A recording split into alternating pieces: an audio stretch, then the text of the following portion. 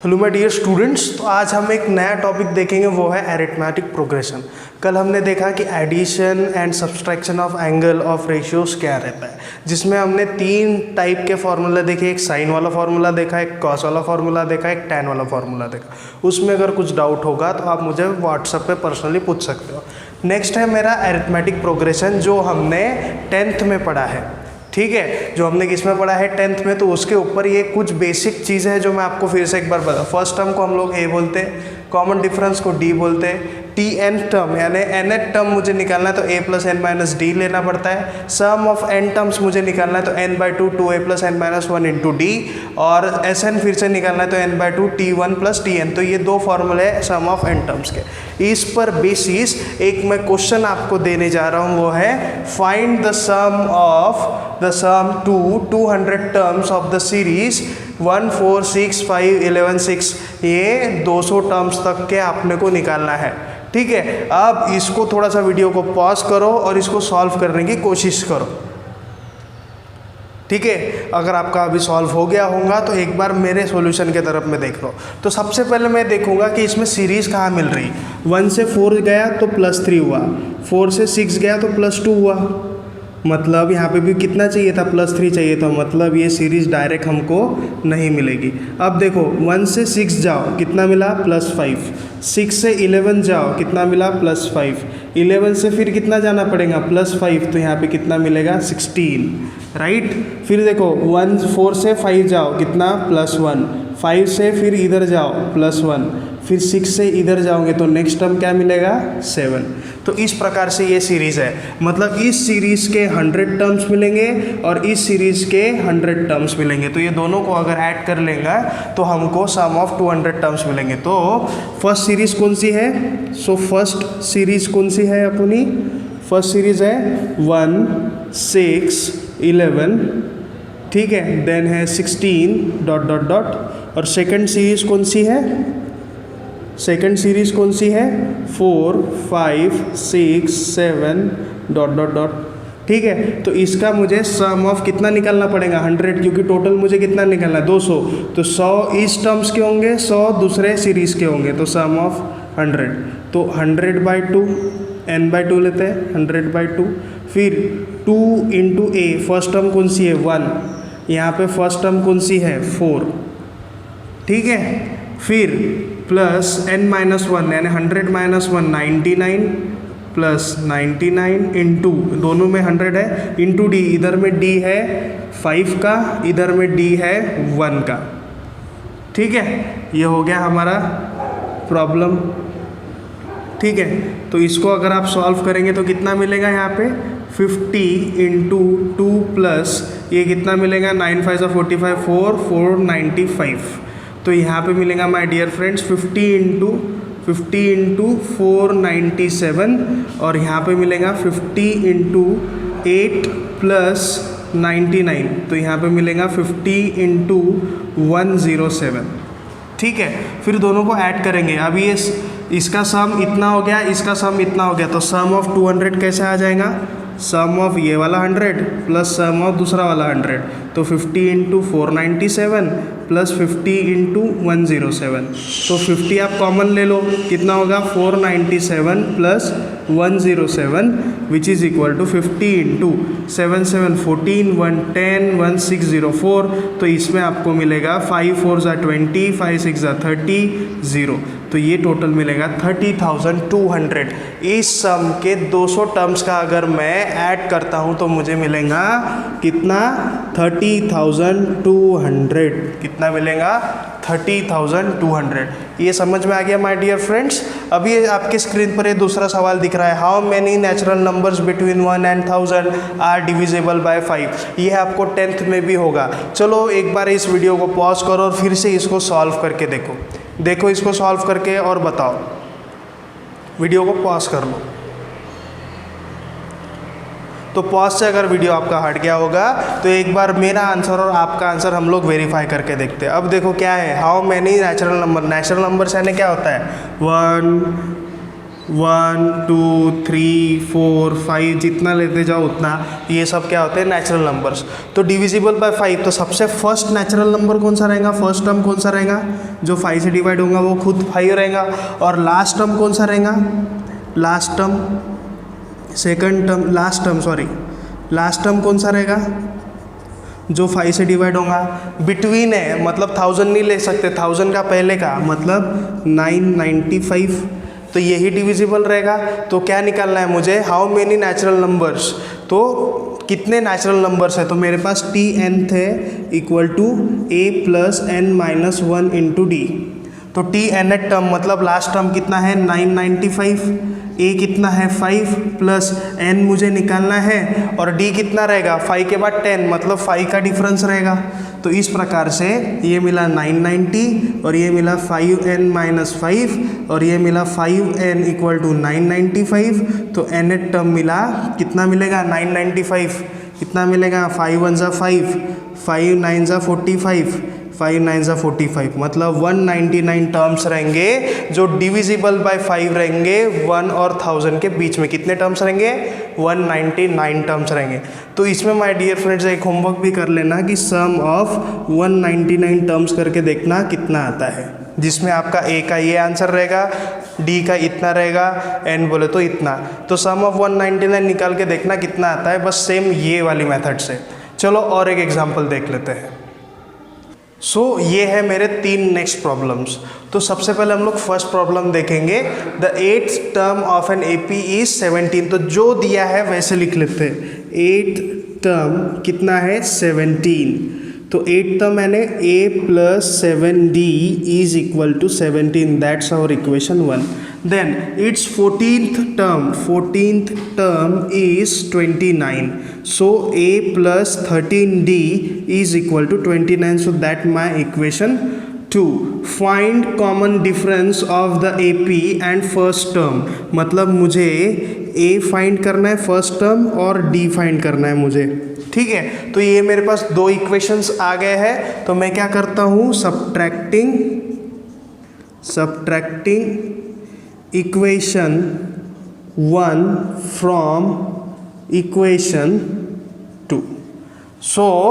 1 को 2 से सब्ट्रैक्ट करना है, तो ऊपर में 2 लिख लेंगे और नीचे में 1 लिख लेंगे, और दोनों को क्या कर लेंगे, सब्ट्रैक्ट कर लेंगे। तो माइनस माइनस माइनस, ये साइमल्टेनियस इक्वेशन आता है ना, कैसा करते हैं, ए कैंसल आउट, 13 में से 7 गया 6 और 29 में से 7 गया तो कितना बचेगा 2 और यहाँ पे 1। सो d इज इक्वल टू 6, कितना मिला d 6।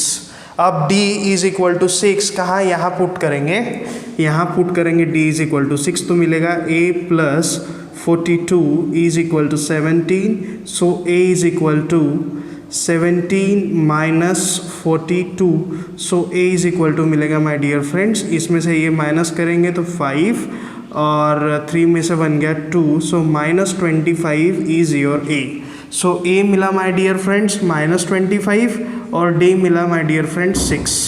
सो माइनस 25 प्लस 6 करते जाइए तो आपको एक पूरा AP वहाँ पे मिल जाएगा, ठीक है। फिर मेरा नेक्स्ट प्रॉब्लम, इसको आप पढ़िए, which term of this AP 2017-14 is first negative term, कौन सा निकालना है, फर्स्ट नेगेटिव टर्म।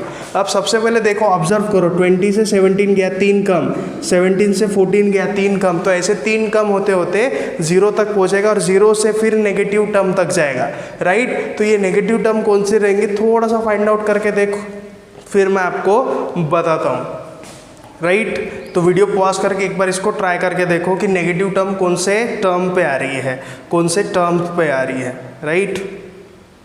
तो देखो क्या करना है, अभी देखो इसका a निकाल लो, a कितना है 20, d कितना मिला -3, कैसे मिला 17 माइनस 20 तो कितना मिला -3, राइट। तो d मिला -3। अब मुझे nth टर्म निकालना है, n निकालना है जो नेगेटिव है, nth टर्म निकालना है जो नेगेटिव है। अब मैं सबसे पहले क्या निकालता हूँ, tn टर्म निकालना है, t10 निकालता हूँ। t10 कितना मिलेगा 20 प्लस 10 माइनस 1 इंटू डी, तो कितना मिला 20 और ये कितना मिला -27, तो कितना मिला -7। अब इतना बहुत बड़ी टर्म हो जाती तो t 8 टर्म निकाल के देखो तो कितना मिलेगा, a plus n minus 1 into D, so 20 minus 21 तो कितना मिला -1। तो इसमें +3 करेंगे तो कितना मिलेगा 2। सो मेरी फर्स्ट नेगेटिव रहेंगी, फर्स्ट नेगेटिव टर्म कौन सी रहेंगी, फर्स्ट नेगेटिव टर्म 8 टर्म क्या रहेंगी, नेगेटिव रहेंगी, जो है -1, दैट इज हम लोग लिख सकते हैं -1।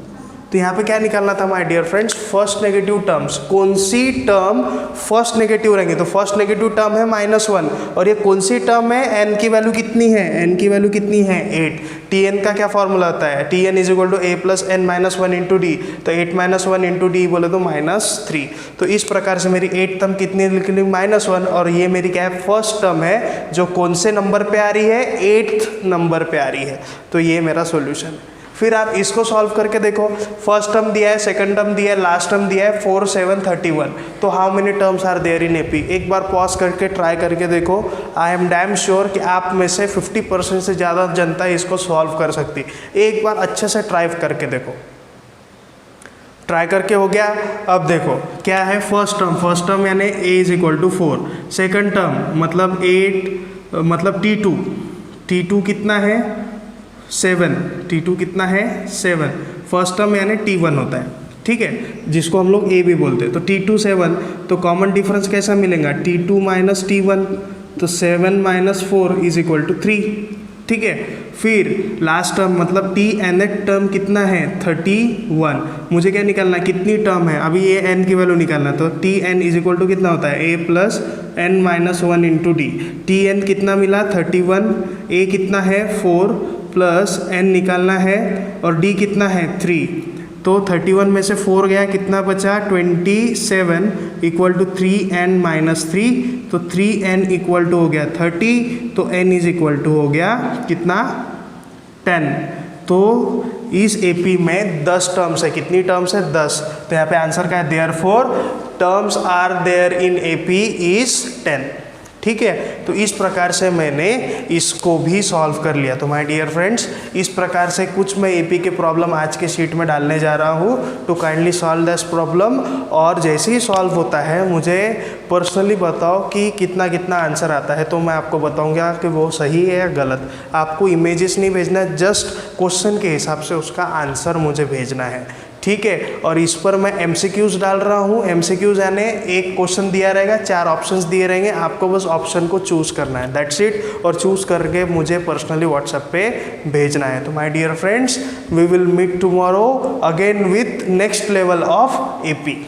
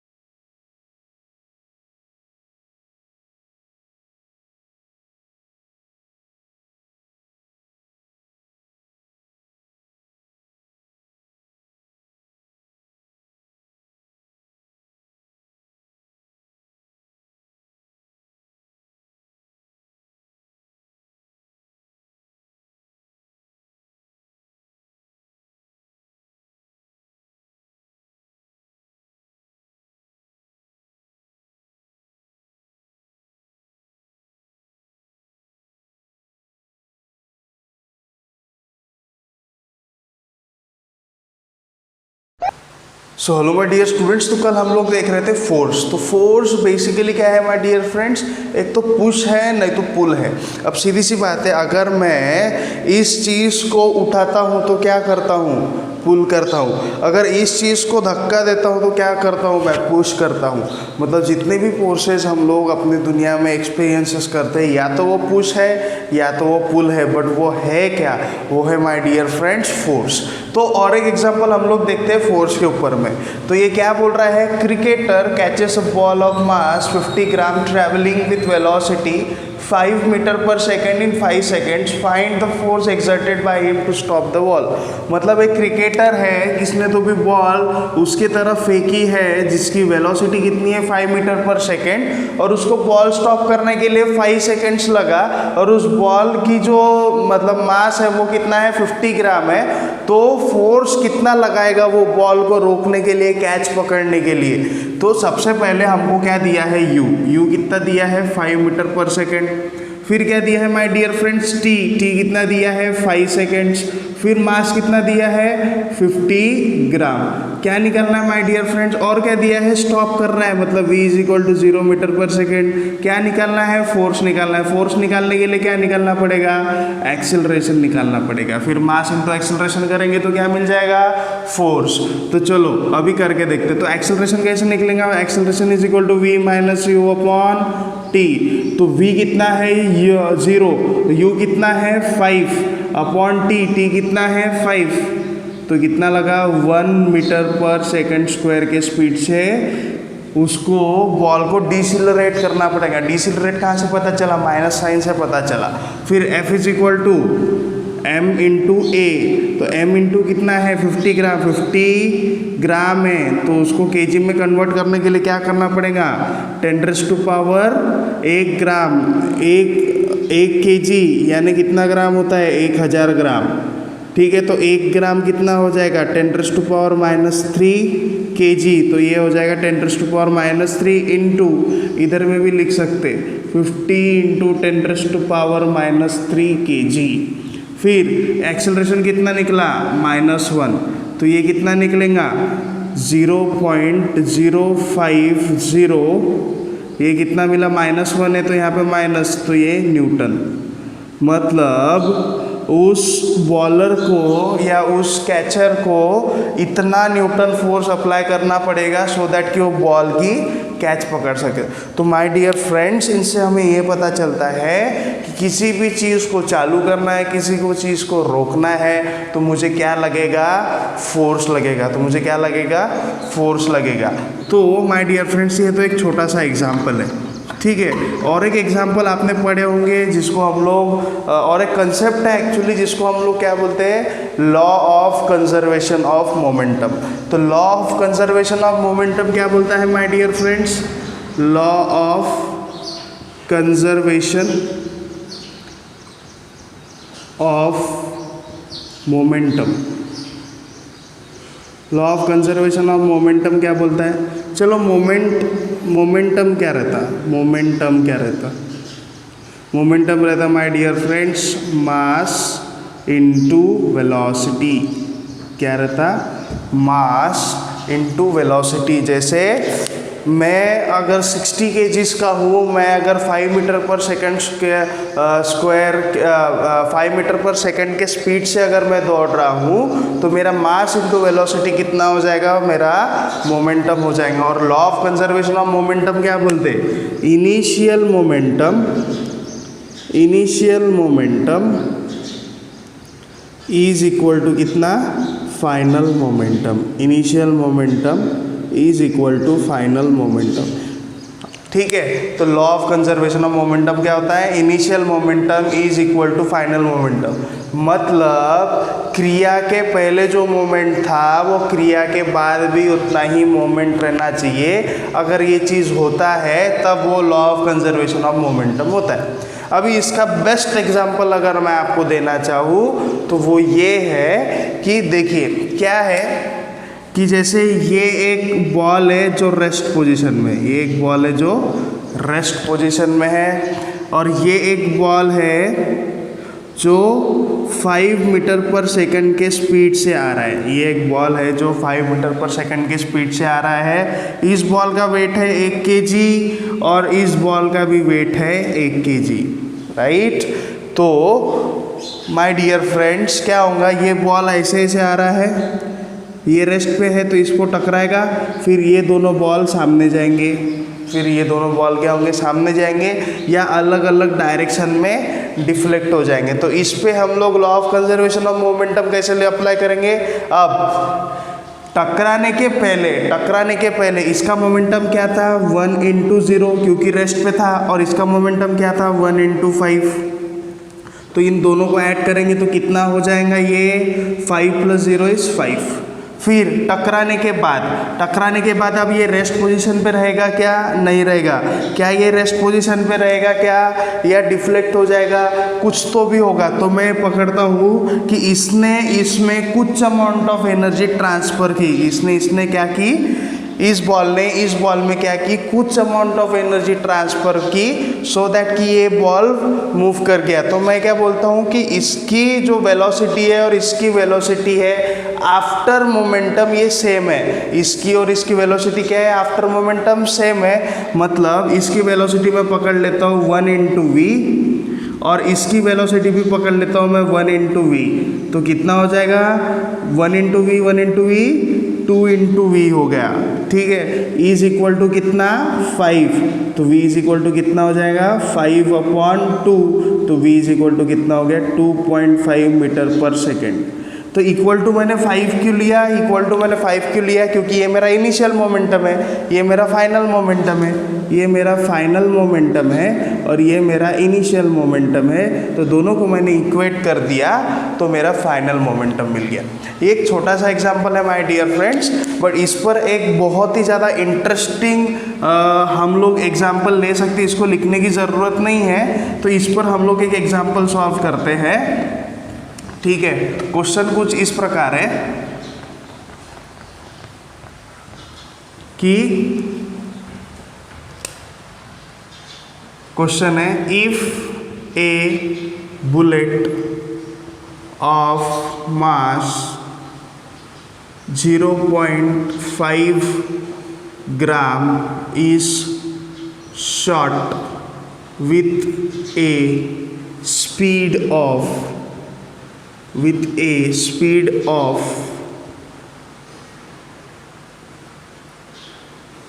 100 meter/second and strike it to a wooden block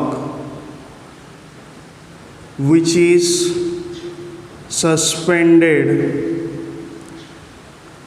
by a string, which is freely suspended, हम लोग लिख सकते हैं which is freely suspended by a string। शायद ऐसा क्वेश्चन आपने 9th में भी सॉल्व किया है।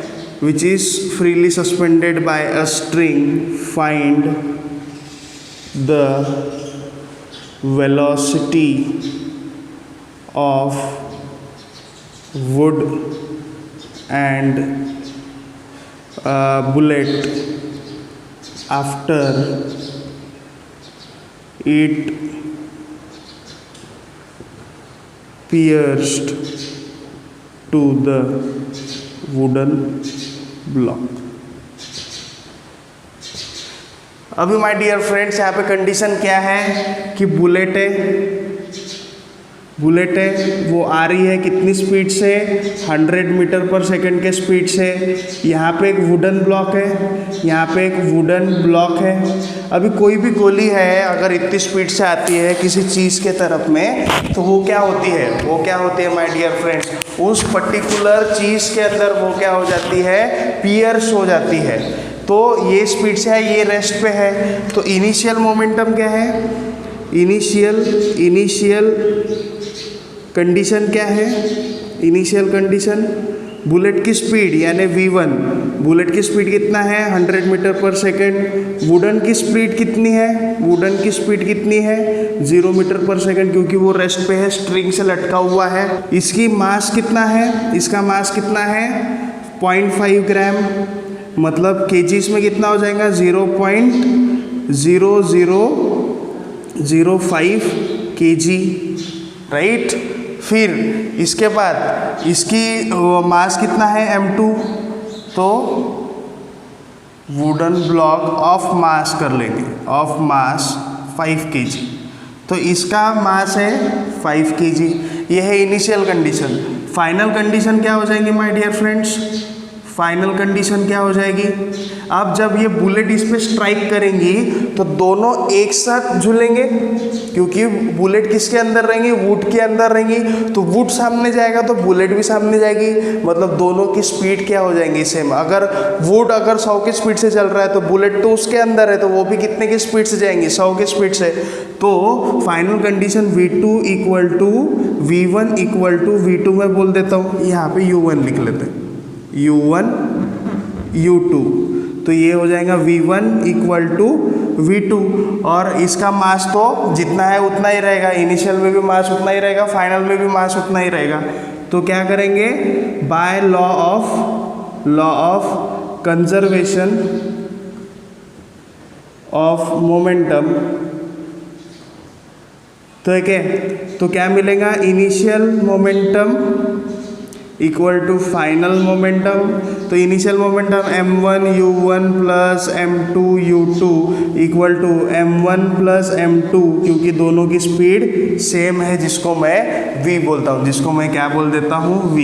तो m1 कितना है, 0.0005 इंटू u1 कितना है 100 प्लस m2 कितना है 5, u2 है 0 क्योंकि वो रेस्ट पे है। अभी m1 प्लस m2 करेंगे तो कितना आएगा 5.00005, ठीक है, इंटू v, जो अपने को फाइनल वेलोसिटी निकालना है, ठीक है।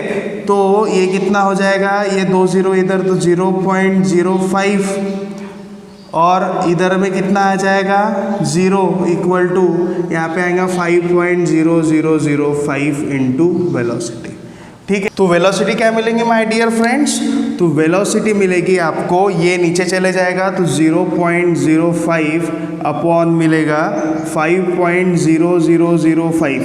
अब ये कितना डिजिट है, 4 डिजिट है, तो 4 zeros ऊपर, ये कितना डिजिट है 2, तो 2 0 नीचे, ठीक है। तो ये और ये हट जाएगा तो कितना मिलेगा, ये 2 0 कैंसल आउट, तो ऊपर बचेगा 500 और नीचे बचेगा माय डियर फ्रेंड्स 50005, तो ये बचेगा 1 ज़ा ये 10001, ठीक है। तो कितना बचेगा 100 upon 10001 which is equal to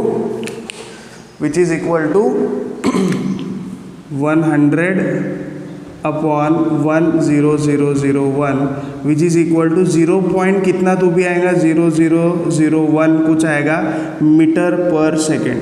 तो माय डियर फ्रेंड्स, इतनी जो स्पीड से वेलोसिटी जो बुलेट ने ट्रांसफ़र की वुड में, तो वो दोनों कितने वेलोसिटी से सामने गए, 0.001 वेलोसिटी से सामने गए। तो इससे मुझे क्या पता चला माय डियर फ्रेंड्स, कि जब भी किसी को गोली से हम लोग किसी को शूट करते हैं तो वो भी उसके अंदर में एक फोर्स चले जाता है, एक मोमेंटम चले जाता है, तो जिसको हम लोग क्या बोलते हैं, law of conservation of momentum. जब भी दो कारें टकराती है तो उनके भी बीच में law of conservation of momentum होता है। जब भी कोई चीज़ कोलाइड होती है उसमें law of conservation of momentum होता है।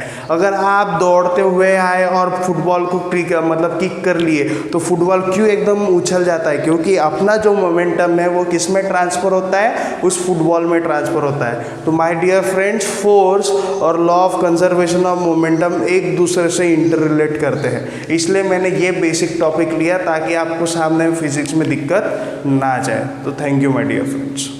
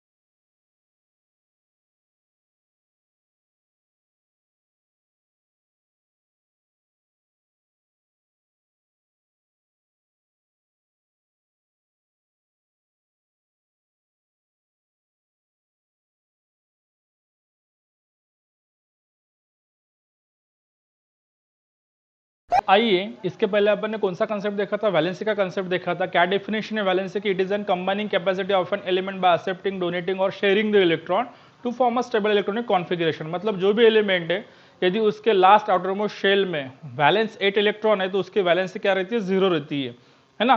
तो ये अपन ने देखा था। वैलेंसी के ऊपर ही अपन क्या करते हैं, कोई भी कंपाउंड का मॉलिक्यूलर फॉर्मूला प्रिपेयर कर सकते हैं। लेकिन और ऐसी भी वैलेंसी है, ग्रुप ऑफ एटम की भी वैलेंसी अपने को पता होनी चाहिए। ओके, तो उससे इजीली अपन क्या कर सकते हैं, कोई भी मॉलिक्यूलर फॉर्मूला प्रिपेयर कर सकते हैं या फिर लिख सकते हैं। देन उसी के ऊपर में ही क्या है आपका बैलेंसिंग केमिकल इक्वेशन, वो भी आपको इस टॉपिक में पता चलेगा बेसिक केमिस्ट्री में। ठीक है, तो मॉलिक्यूलर फार्मूला, और यहाँ पे अपन देख लेते हैं कि और ऐसे कौन से ग्रुप ऑफ एटम है, valency of group of atom, उसकी भी अपन वैलेंसी देख लेते हैं। Okay, valency of group of atom. और ये आपका जो कंसेप्ट है 8, 9, 10 में ऑलरेडी हो चुका है, बस अपने को उसको क्या करना है, थोड़ा रिमेंबर करना है कि कैसे क्या उसको मॉलिक्यूलर फॉर्मूला प्रिपेयर करना है। तो वैलेंसी ग्रुप ऑफ एटम की है ना, जैसे कि एक पहला लिख लेते हैं यहाँ पे मैं, हाइड्रोक्साइड है ना, हाइड्रोक्साइड लिखा। और हाँ, आपके सिलेबस में 12th के सिलेबस में अपन क्या कर सकते हैं, कोई भी कंपाउंड की या ग्रुप ऑफ एटम की भी वैलेंसी निकाल सकते हैं। ये भी अपने को 12th में पढ़ना है। तो जस्ट मेमोराइज करते हैं कि hydroxide, what is the molecular formula of hydroxide, और ग्रुप ऑफ एटम क्या क्या रहता है, ऑक्सीजन, और दूसरा कौन सा रहता है, हाइड्रोजन, और उसके ऊपर में 1 negative charge. 1 negative charge, it is nothing but the valency of an hydroxide. Okay, ये अपन उसको अल्कोहलिक भी फंक्शनल ग्रुप कहते हैं। देन आता है साइनाइड के ऊपर में आते हैं अपन साइनाइड। साइनाइड पे आप देख सकते हो कार्बन के बीच में ट्रिपल बॉन्ड नाइट्रोजन के साथ में फॉर्म होता है, और नाइट्रोजन क्या रहता है, लोन पेयर रहता है, लेकिन उसकी वैलेंसी कितनी है, -1। ठीक है, मतलब साइनाइड भी है अपने पास में। देन सल्फेट ग्रुप ले लेते हैं, सल्फेट। ठीक है, सल्फेट ले लिया, तो सल्फेट है तो ये क्या हो जाएगा, SO4 2 नेगेटिव है ना, हाइड्रोजन सल्फेट कहते हैं। सल्फ्यूरिक एसिड, हाइड्रोक्लोरिक एसिड है ना, ये भी अपने को पता होना चाहिए। तो सल्फेट ले लिया। एक है नाइट्रेट, नाइट्रेट है ना, तो इसकी वैलेंसी क्या है, NO3 1 नेगेटिव है ना, ये भी अपने को पता होना चाहिए। देन एक आता phosphate group, PHO SPHO PA, phosphate group है ना, फॉस्फेट PO4, और उसकी वैलेंसी कितनी है, -3। तो ये भी अपने को देखना है कि ऐसे कौन से एलिमेंट है जिसके साथ में अपन फॉस्फेट ग्रुप अटैच रहते हैं। तो हाइड्रोजन फॉस्फेट है ना, उसको अपन फॉस्फोरस या फिर फॉस्फोरिक एसिड कहते हैं। तो ऐसे बहुत सारे अपने पास में क्या है, जो ग्रुप ऑफ एटम, उसकी भी वैलेंसी अपने को पता। कौन सा बताया मैंने आपको, हाइड्रोक्साइड बताया, सल्फेट बताया, साइनाइड बताया, नाइट्रेट बताया, फॉस्फेट बताया, और क्लोराइड तो उसकी पता ही अपने को, क्लोरीन के ऊपर में 1 चार्ज है ना। ओके, तो ये हो गई ग्रुप ऑफ एटम की वैलेंसी। और एक एग्जांपल देख लेते हैं अपन है ना, एस ब्लॉक वाले एलिमेंट। एस ब्लॉक वाले एलिमेंट मतलब अपने को एस ब्लॉक एलिमेंट भी पढ़ना है और पी ब्लॉक भी पढ़ना है। तो देखते हैं एस ब्लॉक में कौन से एलिमेंट है, तो भी थोड़ा मैं बता देता आपको, और एस ब्लॉक क्यों कहते हैं वो भी आपको पता चल जाएगा। ठीक है, तो एस ब्लॉक वाले मतलब कौन से, जो फर्स्ट ग्रुप और सेकंड ग्रुप में प्रेजेंट है, और उसको एस ब्लॉक क्यों कहते हैं। देन देखते हैं अपन पहले कि एस ब्लॉक में कितने। तो आपको पीरियोडिक टेबल भी पता होना चाहिए, मतलब how many horizontal rows present and how many vertical column present in a periodic table. Then there will be 7 horizontal rows present in a periodic table and 18 vertical column. Okay, 18 vertical column का जो first और second column है, column number 1 और column number 2, तो column number 1 में कितनी है total, 7 horizontal रोज है, मतलब आड़ी लाइन बोलते हैं अपन उसको, कितनी 7 है। तो 1 2 3 4 5 6 और ये 7, तो उसको नंबर दे देते हैं 1 2 3 4 5 6 7। ठीक है, यहाँ तक क्लियर है। सेकंड यहाँ पे पूर्ण वैकेंट है और वहाँ से फिर से स्टार्ट है ना, और लास्ट में कौन सा है, उसके फर्स्ट रो में कौन सा है, लास्ट वाला हेलियम है, तो उसको वैकेंट करते हुए सेकंड रो लिख लेते हैं अपन। ठीक है, तो सेकंड रो में कितने एलिमेंट्स है टोटल, 6 एलिमेंट्स है। ठीक है, तो ग्रुप 1 ये हो जाएगा आपका ग्रुप 1 और ये हो जाएगा आपका ग्रुप 2। और कौन से ब्लॉक के एलिमेंट है, एस ब्लॉक के एलिमेंट। ओके, क्योंकि अपने को ये इसलिए देखना है क्योंकि अपन क्या कर रहे हैं, कंबाइन कर रहे हैं। यहाँ तक आपको दिख नहीं रहा होगा, फिर भी मैं बता देता सिंपल। तो यहाँ पे आपका हाइड्रोजन है, देन लिथियम है, देन सोडियम है ना, देन पोटेशियम है, रुबिडियम है, सीसियम है और फ्रांसियम है। ठीक है, तो इसका configuration 7s1 6s1 5s1 4s1 3s1 2s1 and 1s1 है ना। हाइड्रोजन का अपने को पता है 1s1 मतलब last valence electron present in a which subshell, s subshell. So that's why all these elements in a vertical column number 1 or vertical group number 1 that is s block element, because क्योंकि उसका last valence electron कौन से subshell में, yes subshell में है ना, बहुत ही सिंपल है। सेकंड लिथियम देना था, यहाँ पे बेरियम आता है, मैग्नीशियम आता है ना। वैलेंसी तो आपको पहले ही पता चल गई, लेकिन यहाँ पे आपको पता चल जाएगा कि कितने वैलेंस इलेक्ट्रॉन प्रेजेंट है लास्ट एटॉमिक शेल में, तो इजीली अपन क्या कर सकते हैं, कोई भी मॉलिक्यूलर फार्मूला प्रिपेयर कर सकते हैं। मैग्नीशियम है, मैग्नीशियम के बाद में कैल्शियम है, स्ट्रॉन्शियम है, बेरियम है और रेडियम है। ओके, और वो ही इसको कैसे क्या याद रखते हो वो भी आपको नेक्स्ट अपना पीरियोडिक टेबल है वो भी आपको बेसिक कंसेप्ट में आता है। तो ये देख लो, बेटा मांगे कन्या सुंदर बाप रोए है ना, और एच लीना कैसा और रबर कसा फसोनार, तो ये भी अपन याद रख सकते हैं ना। इसका 1s1 यहाँ पे तो 1s2 कंप्लीट हो जाएगा, फिर ये 2 का तो यहाँ पे आप 2s1, यहाँ पे 2s2। Again, the last valence electron present in this barium in a which subshell, s subshell, so that's why all R is nothing but what, s block element. Okay, अब इसका कॉम्बिनेशन लेते हैं अपन इनके साथ में, या फिर सिंगल भी आ सकता है, जैसे कि सल्फर था, सल्फर है, क्लोराइड है, फ्लोराइड है, ऑक्सीजन है ना, वो भी अपने को पता ही है ना। ऑक्सीजन की वैलेंसी अपन ने कल ही निकाली थी, क्या ऑक्सीजन की वैलेंसी क्या है, 2 नेगेटिव। तो देखते हैं स्टेप बाय स्टेप में। तो पहले अपन चलते कि सोडियम हाइड्रोक्साइड, मान लो कि सोडियम हाइड्रोक्साइड आपको प्रिपेयर करना है या फिर उसका मॉलिक्यूलर फार्मूला लिखना है, तो सोडियम लिख लेते हैं एज इट इज, हाइड्रोक्साइड वो भी लिख लेते हैं एज इट इज। ओके, अभी सोडियम का क्या सिंबल है, लैटिन नेम क्या है इसका, नाइट्रियम है, तो इसलिए यहाँ पे ये नहीं आएगा। हाइड्रोक्साइड है तो ग्रुप ऑफ एटम, यहाँ पे OH लिख लो। देन मॉलिक्यूलर फार्मूला लिखते समय उसकी अपन पॉजिटिव नेगेटिव वैलेंसी नहीं देखते। ओके, तो यहाँ पे पॉजिटिव मतलब 1 लिखेंगे उसको, और इसकी क्या नेगेटिव, तो उसको भी क्या लिखेंगे 1। देन क्या करते हैं अपन, क्रॉस मल्टीप्लिकेशन, क्रॉस मल्टीप्लिकेशन किया तो क्या मिलेगा, Na1 और OH1, तो 1 1 यदि रहा, यदि same number of molecule present है दोनों मॉलिक्यूलर फार्मूले, तो उसको क्या करते हैं अपन, कैंसिल, और we are getting a molecular formula that is NaOH। मतलब सोडियम हाइड्रोक्साइड का जब कभी अपन मॉलिक्यूलर फार्मूला लिखेंगे तब क्या लिखेंगे, NaOH ही लिखेंगे है ना, Na2OH नहीं लिख सकते। तो ये क्या है, वो किसके ऊपर डिपेंड रहता है, उसके वैलेंसी के ऊपर डिपेंड रह सकता है। तो आप कोई भी ले सकते हो, ठीक है। एक लेते हैं अपन हाइड्रोजन फॉस्फेट, इसको मैं रब कर देता क्योंकि यहाँ पे थोड़ी जगह कम है। हाइड्रोजन फॉस्फेट, ओके, तो हाइड्रोजन फॉस्फेट में क्या करते हैं अपन, हाइड्रोजन फॉस्फेट में हाइड्रोजन और सेकंड कौन सा आपका फॉस्फेट है, तो फॉस्फेट यहाँ पे आप ग्रुप देख सकते हो, ठीक है, फॉस्फेट SPHAAT है ना, हाइड्रोजन का H और फॉस्फेट का PO4, लेकिन यहाँ पे क्या है -3 और यहाँ पे क्या +1, लिखते समय 1, यहाँ पे क्या आ जाएगा 3। तो इसका क्रॉस मल्टीप्लिकेशन किया तो क्या होगा, उसका क्रॉस मल्टीप्लिकेशन किया तो क्या मिलेगा अपने को, H3PO4 ये होगा, और अपने को हाइड्रोजन फॉस्फेट का मॉलिक्यूलर फार्मूला पता चल जाएगा। ठीक है, यहाँ तक क्लियर है। तो ऐसे बहुत सारे अपने पास में क्या है एग्जाम्पल है, और कोई भी अपन मॉलिक्यूलर फार्मूला क्या कर सकते हैं, लिख सकते हैं। ठीक है, और एक इधर का भी ले लेता हूं, कैल्शियम सल्फेट या फिर कैल्शियम नाइट्रेट।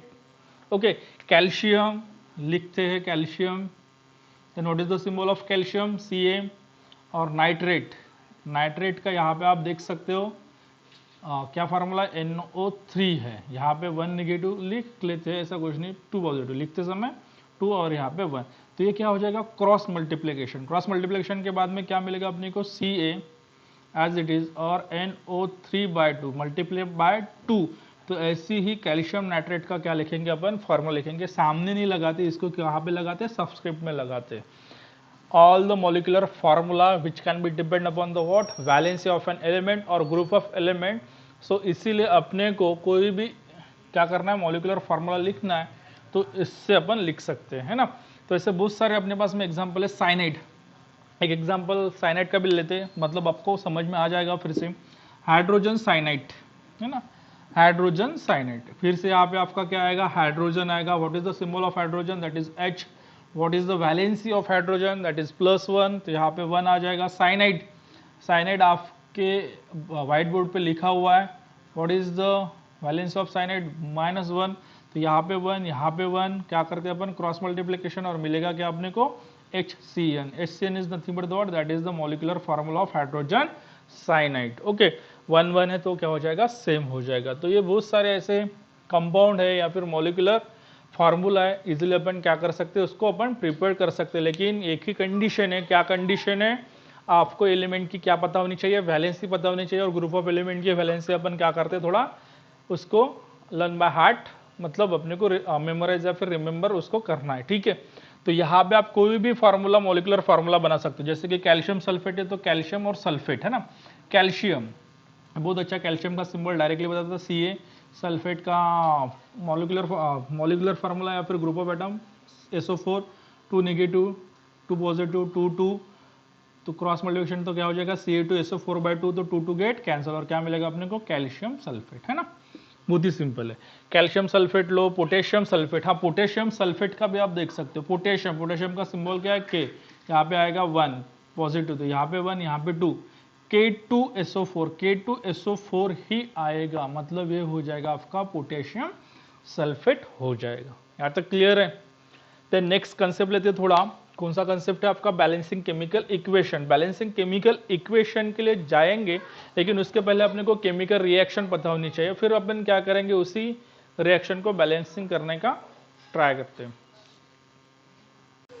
तो अभी अपन नेक्स्ट कंसेप्ट देखते हैं, बैलेंसिंग केमिकल इक्वेशन का, है ना. इक्वेशन को क्या करना है, बैलेंसिंग करना है. तो बहुत ही सिंपल, अपन क्या काउंट करते हैं, जो रिएक्टेंट के लेफ्ट हैंड वाले एटम है उसको काउंट करते हैं, और जो प्रोडक्ट के राइट हैंड साइड के एटम है उसको काउंट करते हैं. बहुत ही सिंपल, अपने को काउंट क्या करना है, एटम. वो भी आपको डिफरेंस बताएगा कि एटम कितने हैं, एलिमेंट्स कितने हैं. यदि एक एग्जांपल मैं आपको बताऊंगा तो इजीली आपको समझ में आ जाएगा कि केमिकल इक्वेशन को क्या करना है, बैलेंसिंग कैसे क्या करना है. ठीक है. तो इसके पहले अपन ने कंसेप्ट देखा था, है ना. जो कुछ भी अपने को मॉलिकुलर फार्मूला मिलेगा तो इसको ही अपन क्या करते हैं, पहले उसको कैसे क्या, how to write the molecular formula. उसके बाद में यदि केमिकल रिएक्शन आती है तो केमिकल रिएक्शन के पहले मैं आपको बेसिक चीजें बताता. मतलब मान लो कि A + B,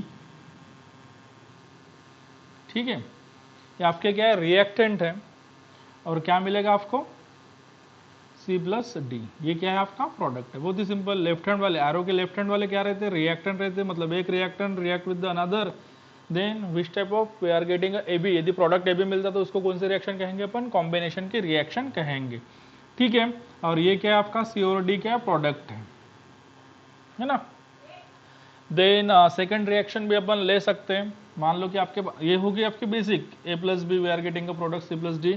conservation law of mass. ठीक है. रिएक्टेंट जितने रहता, मतलब 1 + 1 kg ऐसे यदि रहता है तो प्रोडक्ट अपने को कितने का मिलेगा, 2 kg का ही मिलेगा. इसीलिए उसको क्या कहते हैं अपन, बैलेंसिंग केमिकल इक्वेशन कहते हैं, या फिर law of conservation of mass के ऊपर वो डिपेंड रहता है. ठीक है.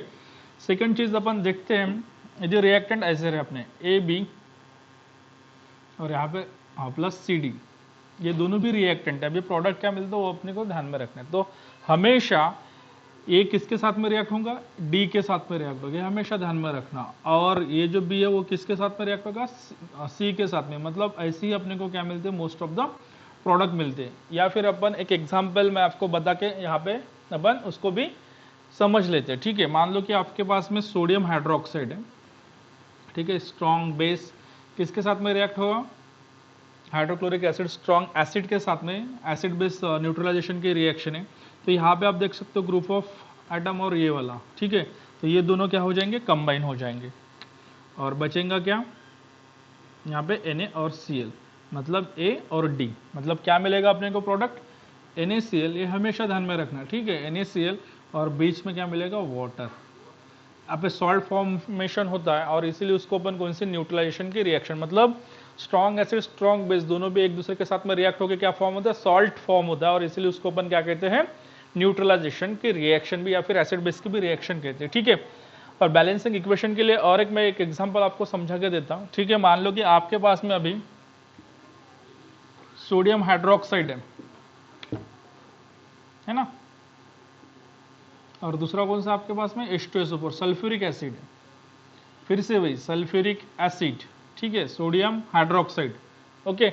मतलब ये क्या हो जाएगा, सल्फेट के साथ में, और ये जो है ये किसके साथ में, आपका हाइड्रोजन के साथ में रिएक्ट होगा.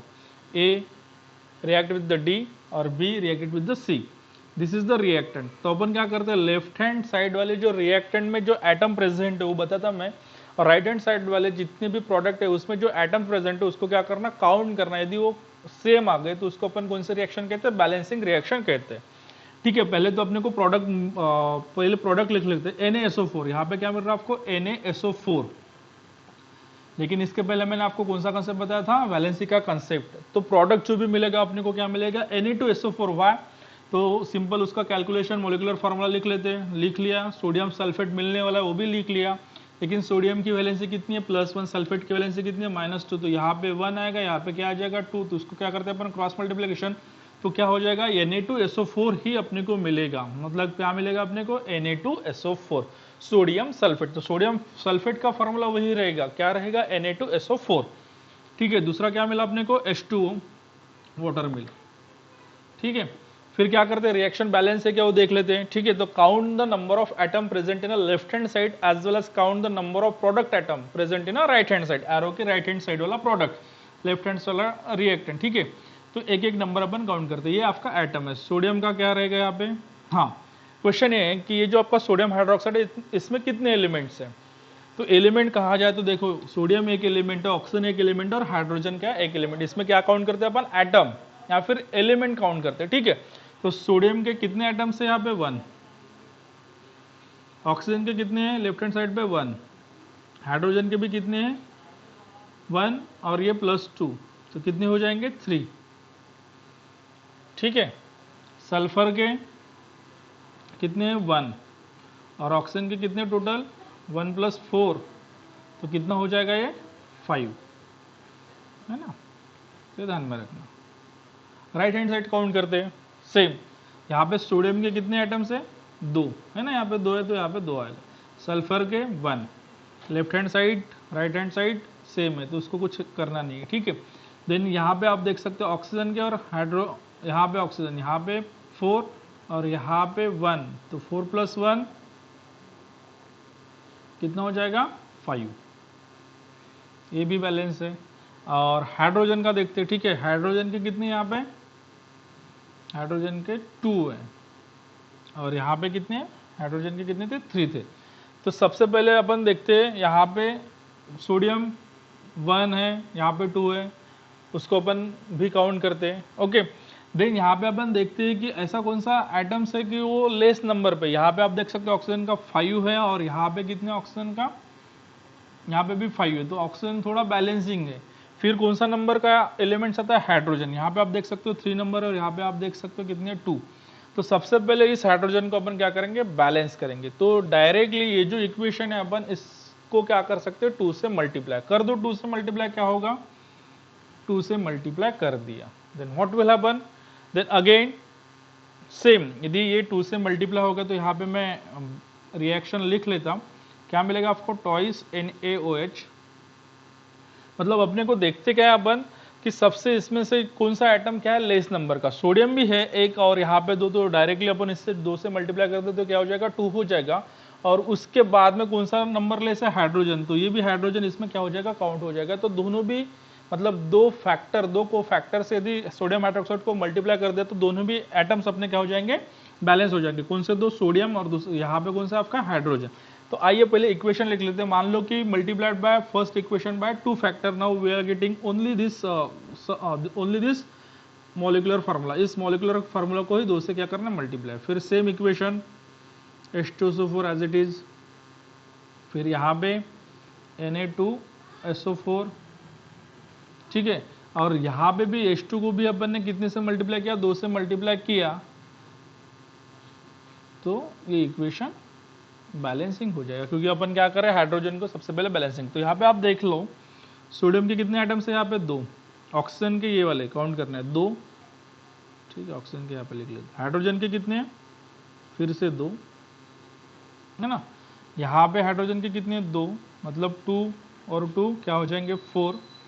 सल्फर का कितने 1 और ऑक्सीजन के कितने 2 और यहाँ पे कितना आपका 4, तो कितना हो जाएगा 6 हो जाएगा। Now count the left hand side. यहाँ पे आप देख सकते हो सोडियम के 2, यहाँ पे भी 2 बैलेंस, यहाँ पे 1, ऑक्सीजन के यहाँ पे कितने 4 और यहाँ पे 2 × 1 दैट इज 2 और 2 + 4 + 2 दैट इज 6, तो ये भी बैलेंसिंग हो गया। और हाइड्रोजन के 2 × 2 that is 4।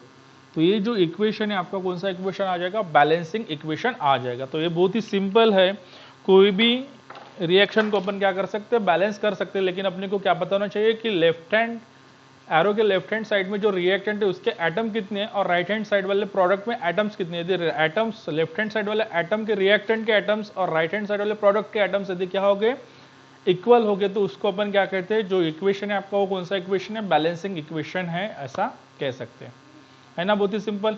Thank you very much. यहाँ पे आपका balancing chemical equation and how to write the molecular formula का जो बेसिक कंसेप्ट है वो कंप्लीट होता है।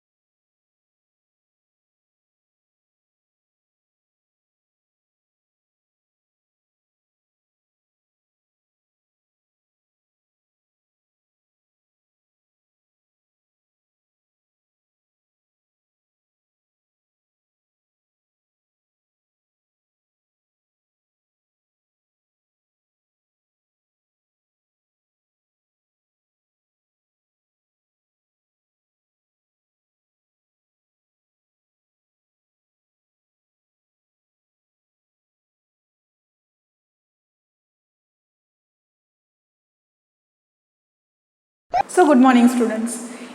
हम लोगों ने इसके पहले लेक्चर में देखा था डीएनए का स्ट्रक्चर, ठीक है। अब जब हम जेनेटिक मटेरियल के बारे में बात करते हैं तो हमारे पास दो जेनेटिक मटेरियल होते हैं, पहला होता है डीएनए और दूसरा होता है आरएनए, ठीक है। तो डीएनए का तो स्ट्रक्चर हम लोगों ने देख लिया कि डीएनए किस तरह का होता है। अब हम ये देखेंगे कि डीएनए की कॉपीज कैसे बनती है, डीएनए से आरएनए किस तरह से बनता है और आरएनए से प्रोटीन मॉलिक्यूल्स कैसे बनते हैं, उसकी प्रोसीजर क्या होती है, ठीक है। तो जो रेप्लिकेशन है, सबसे पहले टर्मिनोलॉजीज को समझ लेते हैं। रेप्लिकेशन मतलब डीएनए की कॉपीज बनना, डीएनए की कॉपीज बनना मतलब होता है हमारा रेप्लिकेशन, ठीक है। रेप्लिकेशन में क्या हो रहा है कि एक डीएनए मॉलिक्यूल से दूसरा डीएनए मॉलिक्यूल की कॉपीज बन रही है, इस प्रोसेस को बोलते हैं हम लोग replication. Next is transcription. Transcription में क्या हो रहा है कि जो भी हमारा डीएनए मॉलिक्यूल है उस डीएनए मॉलिक्यूल से बनता है एमआरएनए। मतलब यहाँ पे मैं लिख सकती हूँ formation of RNA, specifically mRNA is produced. उसके बाद जब हमारा एमआरएनए या फिर आरएनए बन गया तो थर्ड टर्मिनोलॉजी आती है, दैट इज ट्रांसलेशन। तो ट्रांसलेशन में क्या होता है, यहाँ पर बनता है protein, formation of protein. Formation of what, formation of protein molecule. तो ट्रांसलेशन में बना प्रोटीन, ट्रांसक्रिप्शन में बनता है आरएनए एंड रेप्लिकेशन में बनता है डीएनए की कॉपीज। ये जो तीनों टर्मिनोलॉजीज है या फिर तीनों जो भी प्रोसेसेस है वो एक दूसरे से रिलेटेड है। कैसे, देखिए, जब डीएनए है, डीएनए क्या करता है, खुद की कॉपी बनाता है जिसे हम लोग बोलते हैं रेप्लिकेशन, ठीक है।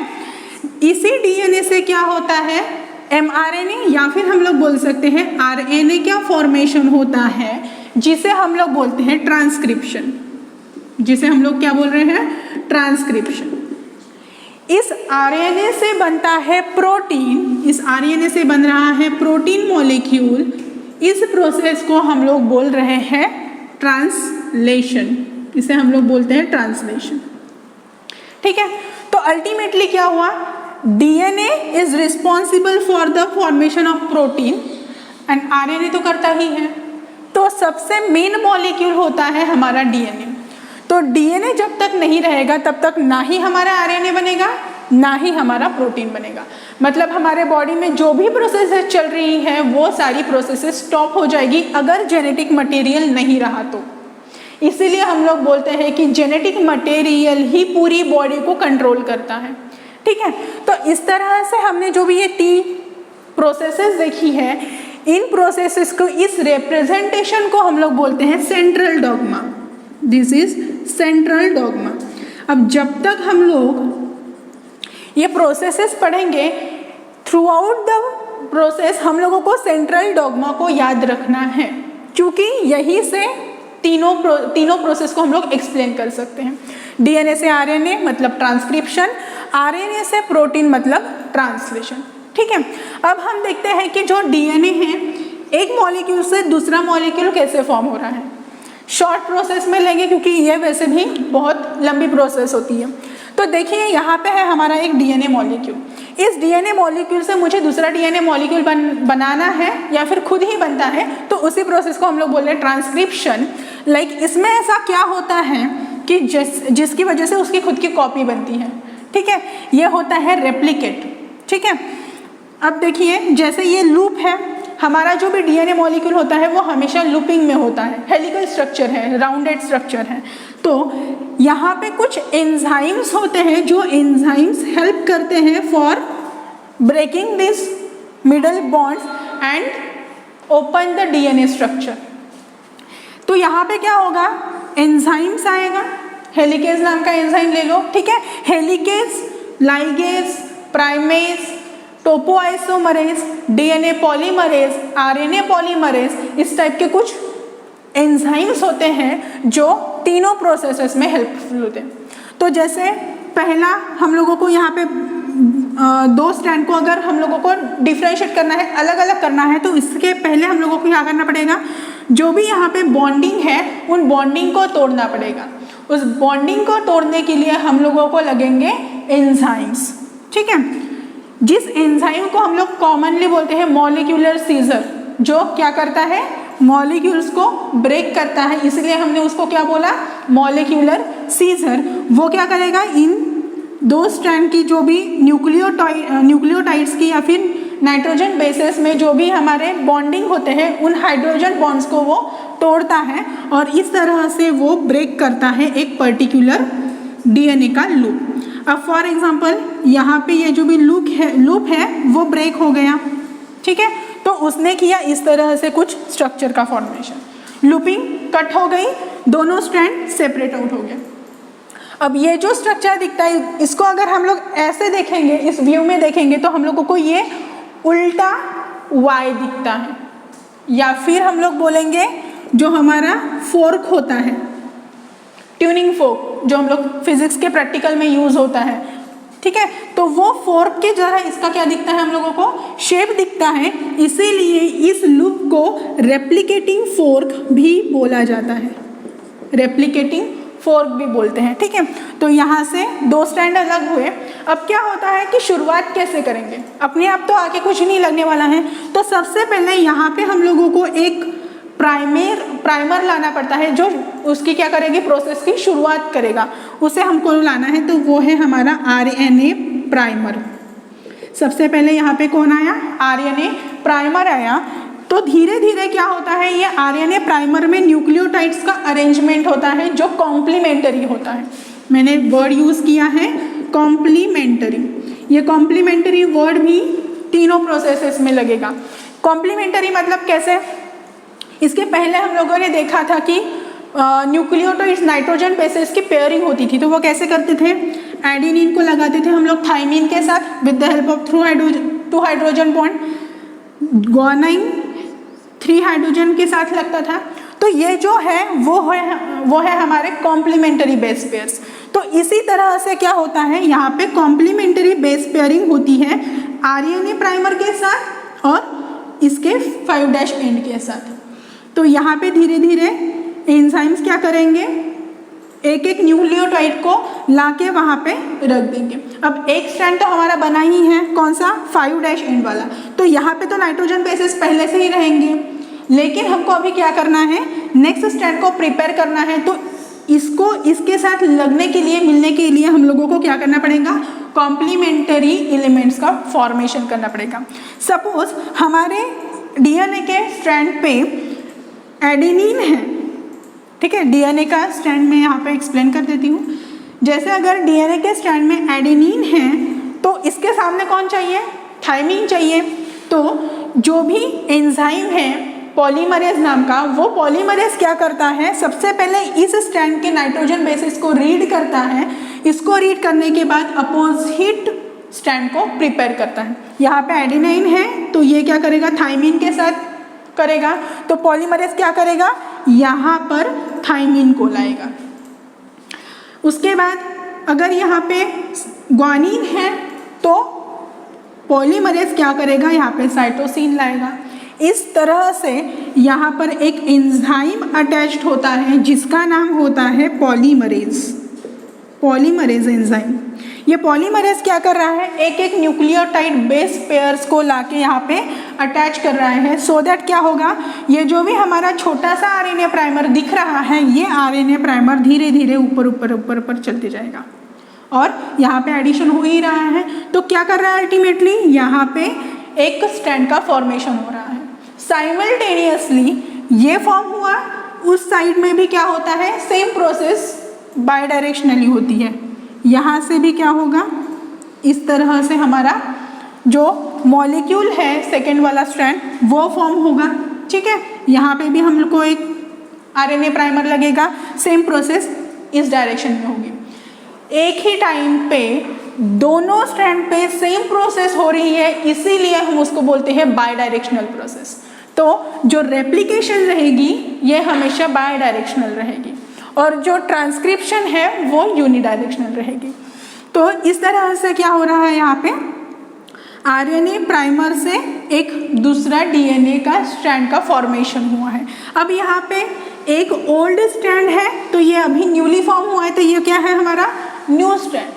तो इसीलिए जिस डीएनए मॉलिक्यूल में, मतलब कोई भी डीएनए मॉलिक्यूल अगर हम ले रहे हैं तो उसमें एक ओल्ड स्ट्रैंड रहेगा तो दूसरा न्यू स्ट्रैंड रहेगा, तो इसीलिए हम लोग semi conservative type of replication बोलते हैं। क्यों सेमी, मतलब आधा आधा सपोज, तो इसमें आधा एक जो भी स्ट्रैंड है वो ओल्ड है, दूसरा स्ट्रैंड न्यू है, तो यहाँ पे हम लोग बोलेंगे semi conservative type of DNA replication, ठीक है। तो इस तरह से होती है हमारी रेप्लिकेशन की process.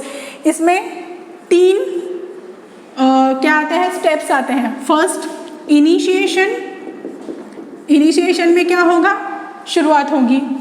Second one is elongation, एक बार इनिशिएट हो गई कि कोई भी चीज़ तो उसको इलोंगेशन में जाएगा, बड़ी बड़ी होते जाएगी। And the third one is termination, कहीं पे तो भी इसको हम लोगों को क्या करना पड़ेगा, स्टॉप करना पड़ेगा। तो जैसे ही स्ट्रैंड पूरे ओवरऑल डीएनए में ये धीरे धीरे लूप खोलते जाता है, ये खुला होने के बाद ये जो भी सेकेंड स्ट्रैंड है वो ऊपर ऊपर जाता जाएगा। तो यहाँ तक जब कोई भी मॉलिक्यूल जो भी डीएनए है वो कंप्लीट हो गया तो यहाँ पे हम लोगों को करना पड़ेगा टर्मिनेशन। तो यहाँ से क्या हो जाएगा, टर्मिनेशन हो जाएगा, तो अपने आप ही क्या बन जाते हैं, इस तरह से दो अलग अलग स्ट्रैंड बन जाते हैं। तो ये बनेगा हमारा डीएनए पहला वाला और ये जो डीएनए रहेगा वो हमारा सेकेंड डीएनए रहेगा। तो इस तरह से with the help of many enzymes replication की प्रोसेस होती है। नेक्स्ट है ट्रांसक्रिप्शन। ट्रांसक्रिप्शन जो रहेगी, ट्रांसक्रिप्शन में हमने बोला कि डीएनए से बनता है आरएनए, तो ऑब्वियस सी बात है डीएनए तो जैसे कि वैसे यहाँ पे रहेगा ही। यहाँ पे देख लेते हैं डीएनए। जैसे हमने बोला था कि रेप्लिकेशन में लूप खुल जाता है, सेम प्रोसेस से जो डीएनए है इसमें एक लूप खुल जाता है। तो यहाँ पर क्या होता है, ये लूप खुल गया, ये लूप खुलने के बाद यहाँ पर एक एंजाइम आता है आरएनए पॉलीमरेज नाम का, जो यहाँ पर एक एमआरएनए का फॉर्मेशन करता है, आरएनए मॉलिक्यूल को बनाता है। यहाँ पे क्या बनेगा, आरएनए मॉलिक्यूल। धीरे धीरे ये आरएनए मॉलिक्यूल इनिशिएशन, इलोंगेशन और टर्मिनेशन की जैसे प्रोसेस से क्या बनेगा, इसका जो भी स्ट्रैंड है कॉम्प्लीमेंट्री बेस पेयर्स ऐड करते जाएगा RNA polymerase. Complementary base pairs को ऐड करने के बाद ये भी क्या हो जाएगा, पूरा हो जाएगा। ये पूरा हो जाने के बाद ये जो एमआरएनए जो डीएनए में दिख रहा है उसको टर्मिनेट करना पड़ता है। तो टर्मिनेशन में क्या होगा, यहाँ से इस डीएनए को जॉइंट से कट करते हैं, जॉइंट से कट करने के बाद यहाँ से वो आरएनए मॉलिक्यूल जो है रिलीज हो जाता है और फिर वो चला जाता है उसके साइटोप्लाज्म में। इसीलिए हम लोगों को जब भी सेल का स्ट्रक्चर देखते हैं तो डीएनए न्यूक्लियस में मिलता है और आरएनए आउटसाइड साइटोप्लाज्म में मिलता है। तो इस तरह से क्या होता है, ट्रांसक्रिप्शन की प्रोसेस होती है। वही एंजाइम्स ट्रांसक्रिप्शन में भी यूज होंगे जो रेप्लिकेशन में हुए हैं, और वही एंजाइम्स ट्रांसलेशन में भी यूज होंगे। अब एक आइडिया ले लेते हैं कि ट्रांसलेशन मतलब क्या। ट्रांसक्रिप्शन में क्या बोला, आरएनए से डीएनए से आरएनए का फॉर्मेशन, सेम लूप का खुलना, आरएनए पॉलीमरेज का आना, और यहाँ पे अपोजिट कॉम्प्लीमेंट्री बेस पेयर को जोड़ के एक एमआरएनए का फॉर्मेशन करना। अब डीएनए और एमआरएनए को कैसे पहचानेंगे, जैसे कि जब हमने प्यूरिन और पायरिमिडीन के बेस पेयर्स देखे थे तो प्यूरिन में एडेनाइन और थाइमिन था, जबकि पायरिमिडीन में साइटोसिन, ग्वानिन और यूरासिल था। तो जब हम डीएनए का स्ट्रक्चर लेते हैं तो यूरासिल कहीं पर भी नहीं आता है, एटीजीसी इस तरह की बेस पेयरिंग होगी।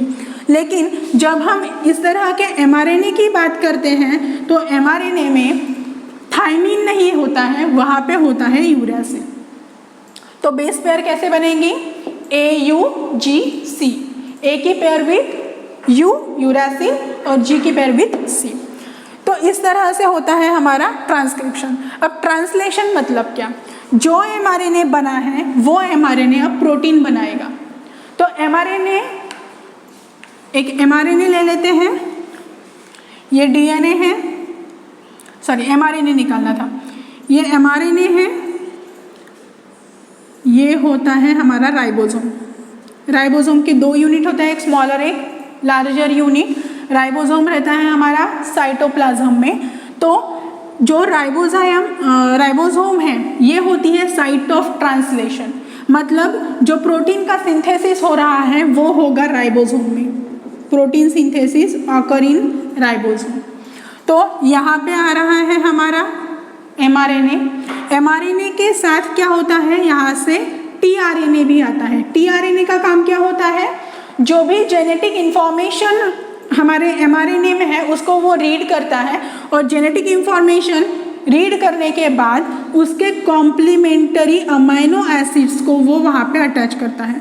तो हम लोग बोलेंगे कि टीआरएनए इंफॉर्मेशन रीड करके वहाँ पर क्या कर रहा है, अमाइनो एसिड को अटैच कर रहा है, और मेनी अमाइनो एसिड को अटैच करके यहाँ पे एक प्रोटीन की चेन फॉर्म होती है with the help of many enzymes.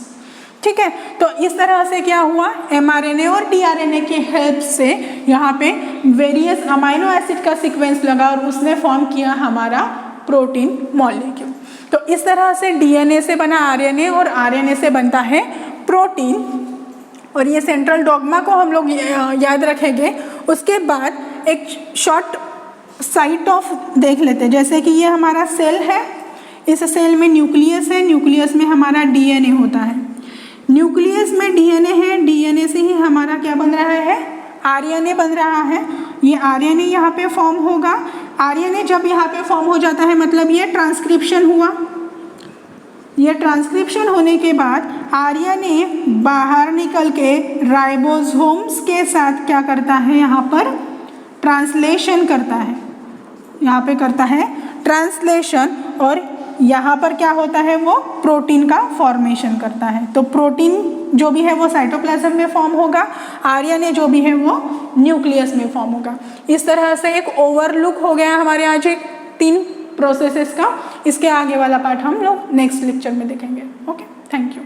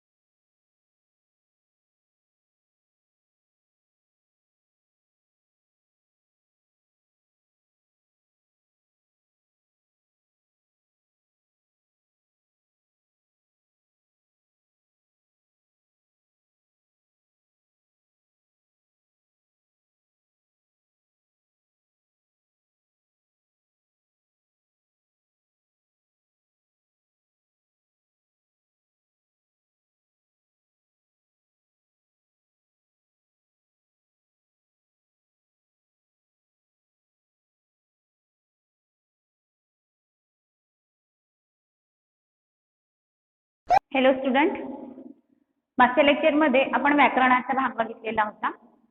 व्याकरणाच्या भागामध्ये आपण बघितलेलं होतं की कशा पद्धतीने शब्द तयार होतात, कशा पद्धतीने शब्दांचा वापर आपण वाक्यामध्ये करत असतो, कशा पद्धतीने आपल्याला ते वाक्य लिहायची असतात, शब्दांच्या शक्ती काय असतात हे आपण मागच्या लेक्चरमध्ये बघितलं. आणि व्याकरणच बघत आलेलो आहोत. आज पण आपण व्याकरणच बघायचं आहे, पण व्याकरणामधला असा भाग बघायचा आहे जे शब्द आपण वापरतो त्यातल्या काही शब्दांना प्रत्ययघटी शब्द कसे म्हणतात आणि काही शब्दांना उपसर्गघटी शब्द कसे म्हणतात. आता प्रत्ययघटी शब्द म्हणजे काय तुम्हाला माहिती आहे, स्वर आहे. स्वर अ ते आह पर्यंत आहे. ठीक आहे, जे स्वर आहे अ ते आह पर्यंत त्या स्वरांच्या मात्रा तयार होतात.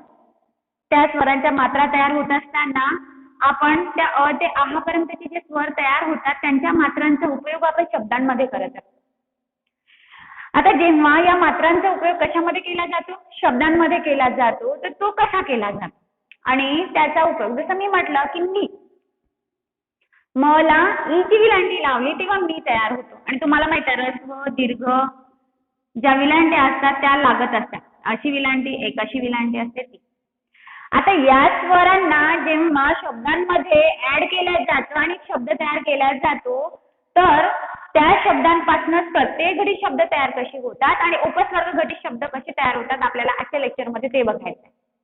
आता प्रत्ययघटी शब्द कशाला म्हणायचं, सर्वात पहिले तर आपल्याला बघायचं आहे प्रत्ययघटी शब्द कशाला म्हणायचं. प्रत्ययघटी शब्द जर असेल तर त्या प्रत्ययघटी शब्दाचा जो प्रत्यय असतो ना तो शब्दाच्या मागे लागलेला असतो. आता कसं, जसं मी तुम्हाला प्रत्ययघटी शब्द इथे लिहून दिलेला आहे, इथे उपसर्गघटी शब्द लिहून दिलेला आहे. सर्वप्रथम तर आपल्याला प्रत्ययघटी शब्द पाहिजे, नंतर आपल्याला उपसर्गघटी शब्द पाहिजे. प्रत्ययघटी शब्दामध्ये सर्वप्रथम आपल्याला पाहायचं आहे एक शब्द मी तुम्हाला लिहून दिलेला आहे वजनाचा. वजनाचा यामध्ये मी तुम्हाला लिहून दिलाय की मूळ शब्द काढायचा आहे आणि प्रत्यय काढायचा आहे. आता मूळ शब्द जर काढायचा असेल तर वजनाच्या या शब्दामधून वजन हा शब्द मी मूळ शब्दामध्ये काढला आणि प्रत्यय सा लावलेला. शब्द बोलते वेळी आपण बोलून देतो, सर्वसामान्य आहे, बोलते वेळी बोलून देतो, पण तो शब्द प्रत्ययघटित आहे का किंवा उपसर्गघटित आहे का तो तुम्हाला ओळखता यायला पाहिजे. तेही महत्वाचं आहे. व्याकरणाचा तो एक महत्वाचा भाग आहे. आता इथे तुम्हाला वजनाचा हा शब्द आहे, मेन जो आहे मूळ शब्द तो काय आहे, वजन. काय आहे, वजन. त्याला आपण काय लावलेला आहे, प्रत्यय, वजनाचा शब्द तयार झाला, वजनाचा. दुसरा शब्द मी तुम्हाला दिलेला आहे काट्यातून. कशातून, काट्यातून. काटा हा शब्द मूळ आहे पण त्याला आपण जो प्रत्यय लावलेला सूद, तला कशाची मात्रा लावलेली आहे आपण, ऊची, आणि न जो आहे तो व्यंजन आपण तसाचा तसाच ठेवलेला आहे. सांगण्याचं तात्पर्य एकच आहे की जेव्हा असे शब्द तयार होतात तर मूळ शब्दांना स्वरांच्या मात्रा लावलेल्या असतात. पण एक गोष्ट लक्षात ठेवायचं की प्रत्यय जेव्हा शब्दांमध्ये लावला जातो तो शब्दाच्या मागे लावला जातो, सुरुवातीला लावला जात नाही. आता मागे आणि सुरुवात म्हणजे काय, तरी तुम्हाला जेव्हा मी उपसर्ग समजावून सांगणार ना तेव्हा तुमच्या लगेचच लक्षात येऊन जाईल की सुरुवात कुठे होते आणि शेवट कुठे होते. आता सुरुवात इथे आपण शेवट म्हटलेला आहे, प्रत्ययामध्ये शेवट म्हटलेला आहे. जसं आपण वजन हा शब्द तयार केला त्याच्या मागे जा हा शब्द लावला. त्याचप्रमाणे काट्यातून हा शब्द तयार केला, काट्यातून, काट्यातून लिहिल्यानंतर तून हा शब्द जो प्रत्ययामध्ये मोडलेला आहे तो आपण कुठे लावला, काट्यातून लास्ट मध्ये लावलेला. थर्ड पार्ट आपल्याला सकाळी. थर्ड एक्झाम्पल तुम्हाला लिहून दिलाय सकाळी. मूळ शब्द कुठला काढून दिला मी तुम्हाला, सकाळ, आणि त्याला काय लावलेला आहे, ला ई ची विलांटी लावलेली आहे, मोठ्या ई ची विलांटी लावलेली आहे, ज्याला आपण स्वरामध्ये मोडतो म्हटलेला आहे. आता सकाळ हा शब्द जो आहे तो आपला मूळ शब्दामध्ये मोडतो. कशामध्ये मोडतो आहे, मूळ शब्दामध्ये मोडतो आहे आणि त्याला आपण प्रत्यय कोणता लावलेला आहे, ई, ला ई ची विलांटी लावलेली आहे. आणि त्यानंतरचा वर्ड आपला चौथा महिन्याने. मूळ शब्द तयार कुठला होतो, महिना. कुठला शब्द तयार होतो, महिना, त्याला प्रत्यय कुठला लावलेला आहे, ने. तसं बदलाने, पुन्हा एक एक्झाम्पल देते, जनरल देते, बदलाने म्हटलं. आता बदलाने म्हटल्यानंतर ब द ला ने. तुम्हाला माहिती आहे यामध्ये मूळ शब्द कुठला येणार आहे, बदल. त्याला काय प्रत्यय लावलेला आपण, न ला ए ची मात्रा, ने हा आपण त्याच्यामध्ये प्रत्ययाचा घेतलेला वर्ड आहे. मूळ शब्द वेगळा असतो आणि त्याला जेव्हा शेवटी त्या शब्दाला जेव्हा वाक्यामध्ये तयार करायचं शेवटी जेव्हा प्रत्यय शब्द प्रत्यय लावला जातो तेव्हा तो प्रत्ययघटी शब्द बनतो. यानंतर आपल्याला पाहिजे आहे साधेपणा. एक वर्ड मी तुम्हाला लिहून दिलं, परत एक्झाम्पल साठी 5वा वर्ड लिहून दिलाय तुम्हाला साधेपणा. साधेपणा. साधा हा शब्द जो आहे तो मूळ शब्द आहे. पणा हा शब्द काय लागलेला आहे त्याला, प्रत्यय घटित झालेला आहे. पणा हा शब्द त्याच्या शेवटी लागलेला आहे, म्हणजे पणामुळे तो प्रत्यय घटित झालेला आहे. त्यानंतर दृष्टता दिलेली आहे तुम्हाला. दृष्टता हा शब्द जर बघाल तर त्यामध्ये तुम्हाला मूळ शब्द दृष्ट दिसून येईल आणि त्याला प्रत्यय कोणता लागलेला आहे, ता हा प्रत्यय लागलेला आहे.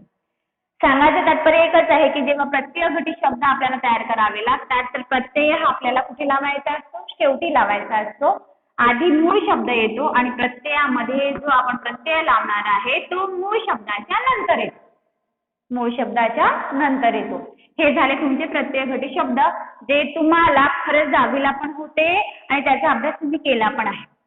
यानंतर आपण बघणार आहोत उपस्वर्ग घटित शब्द. आता प्रत्यय जसं म्हटलं मी की मूळ शब्दाच्या नंतर लावला जातो, तसंच उपस्वर्ग हा शब्द जो उपस्वर्ग जो आहे जे शब्दामध्ये लावल्या जातं ते शब्दाच्या सुरुवातीला लावल्या जातो. इथे प्रत्यय शेवटी लावल्या जातो मूळ शब्दाच्या, तो उपसर्ग मध्ये मूळ शब्दाच्या आधीच प्रत्यय लावला जातो आणि नंतर मूळ शब्द लावला जातो. फॉर एक्झाम्पल मी तुम्हाला लिहून दिलेला विज्ञान.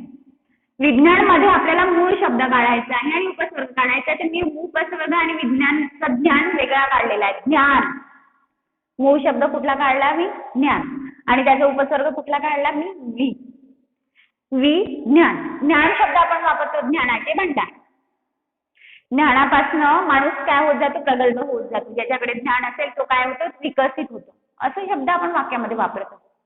पण त्या शब्दांना वापरते आपल्याला माहिती नसतं की आपण उपसर्ग शब्द वापरलेला आहे की आपण प्रत्यय घटित शब्द वापरलेला आहे. म्हणूनच आज आपल्याला उपसर्ग आणि प्रत्ययाचा अभ्यास करायचा होता. उपसर्ग घटित शब्दामध्ये जेव्हा उपसर्ग लावला जातो तो सुरुवातीला लावला जातो, प्रत्ययामध्ये शेवटी, उपसर्गामध्ये तो शब्द सुरुवातीला उपसर्ग. आता इथे विज्ञानमध्ये मी ज्ञान तुम्हाला मूळ शब्द वेगळा काढून दिलेला आहे आणि त्याला कोणता उपसर्ग लावलेला आहे, वि. यानंतर सेकंड आपला उदाहरणामध्ये गैरसमज शब्द तुम्हाला लिहून दिलेला आहे. गैरसमज, समज सगळ्यांना माहिती आहे, तसंच त्याच्यासमोर काय लावलेला आहे मी, उपसर्ग गैर. इथे वि लावलेला आहे, इथे गैर लावलेला आहे. समज हा माझा काय आहे, मूळ शब्द आहे आणि गैर हा शब्द त्याला मी काय लावलेला आहे, उपसर्ग घटित शब्द लावलेला आहे. या पद्धतीने विज्ञान, ज्ञान आणि वि उपसर्ग. गैरसमज मध्ये गैर हा जो आहे तो उपसर्ग आहे आणि समज हा त्यातला काय मूळ शब्द आहे. आता गैरहजर शब्द तुम्हाला माहिती आहे, ऐकलेला आहे भरपूरदा तुम्ही. गैरहजर, हजर म्हणजे काय, प्रेझेंट राहणे. अब्सेंटला आपण गैरहजर म्हणतो.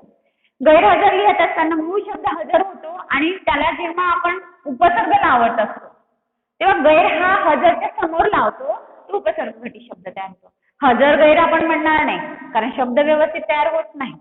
म्हणून तर प्रत्येक घटित शब्दांना ओळखते मी, तेच एक कला असते ना की शब्द व्यवस्थित असला पाहिजे, समोरच्याला तो समजायला यायला पाहिजे आणि तो प्रत्यय घटित आहे की नाही ते ओळखण्याची क्षमता सुद्धा आपल्यामध्ये असायला पाहिजे. यानंतर विजय हा शब्द दिलेला आहे, नाव पण असतं, विजय नाव. आणि आता बघा मी यातनं तुम्हाला मूळ शब्द काढून दिलेला आहे जय. उपसर्ग कोणता काढून दिलेला आहे, विजय. म्हणजे आपला उपसर्ग कुठे लागला आहे रे, समोर लागलेला आहे. लक्षात घेते वेळी आपल्याला एवढं समजायचं आहे की आपण जो उपसर्ग लावलेला आहे तो कुठे लावलेला आहे, मूळ शब्दाच्या आधी. त्यानंतरचा पॉइंट आपला प्रशासन. शासन, प्रशासन. आता शासनाला हा उपसर्ग लावलेला आहे, कुठे लावलेला आहे, मूळ शब्दाच्या सुरुवातीला लावलेला आहे.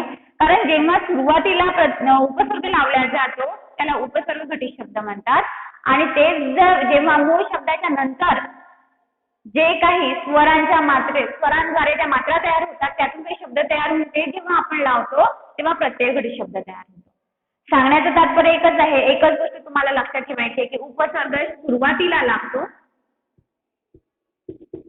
आणि प्रत्यय कुठे लागत असतो, मूळ शब्दाच्या नंतर. या दोन गोष्टी लक्षात ठेवायच्या. हे सुरुवात आणि हे शेवट, म्हणजे याला आपण शेवट पण म्हणू शकतो. हा शेवटीला सुद्धा लागू शकतो म्हणजे लागतो. हा सुरुवातीला लागतो तर हा शेवटीला लागतो. उपस्वर्ग सुरुवात, प्रत्यय शेवट. पुन्हा एकदा बघायचं आपल्याला प्रत्यय घटित शब्द. पहिला मी तुम्हाला दिलेला आहे वजन, मूळ शब्द वजन तयार झालेला आहे. वजनाचा म्हटलं तर चा हा मी प्रत्ययामध्ये काढलेला आहे. दुसरा वर्ड काट्यातून तयार झालेला आहे. काटा हा मूळ शब्द आहे, त्याला तून हा प्रत्यय लागलेला आहे म्हणून तो आपण शेवटी लावलेला आहे तून. आता तुम्ही म्हणाल की मॅम तुम्ही इथे तून लिहिलेला आहे, इथे ऊन लिहिलेला आहे, तर मी हा जो इथे मात्रा दिलेली आहे त्याचा हा ऊन इथे लिहिलेला आहे. म्हणजे तुम्हाला दाखवायचं आहे मला की मात्रेला ऊची ही मात्रा आहे. ऱ्हस्व आणि दीर्घाचा तुम्हाला फरक इथे दाखवलेला आहे. त्यानंतर सकाळी शब्द तयार झालेला आहे. सकाळ मूळ शब्द काढला, ई काय काढलेला आहे मी, काय होता तो आपला प्रत्यय होता. महिन्याने, महिना मूळ शब्द ने, त्याला आपण काय लावलेला आहे प्रत्यय. साधेपणा, साधा मूळ शब्द आहे आणि पणा काय आहे प्रत्यय लावलेला आहे, शेवटी लागलेला आहे. दृष्टता, दृष्ट हा मूळ शब्द आहे आणि ता हा त्याचा काय आहे शेवटी लावलेला आपण प्रत्यय आहे. या पद्धतीने प्रत्यय घटित शब्द, प्रत्यय घटित जे काही असेल शब्द ते कसे तयार होतात. प्रत्यय हा शेवटी लागतो आणि उपसर्ग हा कुठे लागतो सुरुवातीला लागतो. जसं विज्ञान शब्द आहे त्यातला ज्ञान हा मूळ शब्द आहे आणि वि हा उपसर्ग आहे, तर तो शब्दाच्या सुरुवातीला लागलेला आहे. गैरसमज सांगितले तुम्हाला, गैरहजर सांगितलं, गैरदर सांगितलं, असे काही शब्द असतात ज्याचा उपसर्ग शब्दाच्या मूळ शब्दाच्या सुरुवातीला लागत असतो. या पद्धतीने प्रशासन पण आहे. प्र हा उपसर्ग लागलेला आहे पण तो कुठे लागलेला आहे, तो लागलेला आहे आपल्या मूळ शब्दाच्या सुरुवातीला. आता या ज्या मी जसं तुम्हाला इथे ऊ लिहून दिलेला आहे, पुन्हा एक तुम्हाला सांगायचं आहे, याच्या काही मात्रा तयार होतात ना. मात्रा तयार होते होय तुम्हाला माहिती आहे की अ ची मात्रा कुठली, आ ची मात्रा कुठली आणि ई ची मात्रा कुठली. थोडं आपण त्याच्याकडे पण आज एक वेळा बघायचं आपल्याला. जसं आ ची मात्रा म्हटलं तर तुम्हाला माहिती आहे अशी तयार होते. जसं मी म्हटलं की क ला आ ची मात्रा लावायची आहे तर ही आ ची मात्रा आहे. ठीक आहे. मोठ्या ऊ ची मात्रा म्हटलं तर ती अशी तयार होते. म्हणजे जसं मी मगाशी तुला ऊ ची मात्रा लावून दाखवली. या मात्रा पण फार महत्वाच्या आहेत. जे आपले स्वर आहे त्या स्वरापासून ज्या मात्रा तयार होतात त्याच मात्रा प्रत्ययामध्ये पण येतात आणि त्याच मात्रा उपसर्ग घटित शब्दांमध्ये सुद्धा वापरल्या जातात. म्हणजे आपल्या स्वरांपासून ज्या मात्रा तयार होतात त्या व्यंजनांना लावल्या जातात. व्यंजन म्हणजे काय, क ते ज्ञ पर्यंतचे जेवढे आपले काय आहे शब्द वर्ण आहेत त्या वर्णांना त्या मात्रा काय केल्या जातात लावल्या जातात. या पद्धतीने आजच्या लेक्चर मध्ये आपण काय बघितलेलं आहे, उपसर्ग घटित शब्द आणि प्रत्यय घटित शब्द. प्रत्यय हा शब्दाच्या मूळ शब्दाच्या नंतर लावला जातो, तर उपसर्ग हा मूळ शब्दाच्या सुरुवातीला लावला जातो. या पद्धतीने तुम्हाला प्रत्यय घटित शब्द आणि मूळ जे आहे शब्द ते ओळखता यायला पाहिजे. उपसर्ग कुठे लागलेला आहे आणि मूळ शब्द कोणता आहे तेही तुम्हाला ओळखता यायला पाहिजे. यानंतर समोरच्या लेक्चर मध्ये पुन्हा आपण व्याकरणाचाच भाग बघणार आहोत, जे तुम्हाला 10वीला होतं. हेही तुम्हाला 10वीला होतं आणि 11वीला पण आहे, 11वीला पण आहे. तसंच आपल्याला पुन्हा असाच काहीतरी बेस तुमचा व्याकरणाचा परत नेक्स्ट लेक्चर मध्ये आपल्याला व्याकरणच बघायचं आहे. Thank you student.